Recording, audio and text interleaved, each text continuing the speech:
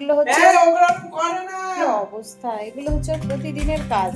দেখো ঠাকুর এনে এখানে রাখছে, এই করছে, ওকে মানে প্রতিদিন এই করতেই হবে। ফুল ফাল সব করে রেখে দেয়।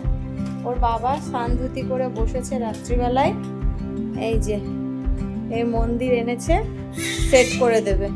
তাহলে সারাদিন মেয়ে ঠাকুর এদিক ওদিক সেদিক করতে থাকে, সিংহাসনের উপর উঠে বসে থাকে। দেখো আমি বললাম কালকে সেট করতে, বলছে না আজকে রাত্রে করে রাখবো। এই রাত্রিবেলা এখন কটা বাজে? 10:30। স্নান করে এসছে, ঠাকুর সব ঠিক করবে। আর এই দেখো চলছে সারাদিন, এই চলে, কতক্ষণ আটকে রাখবো?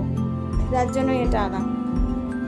পরিষ্কার করছে, মেয়ে কোলে উঠে বসে আছে।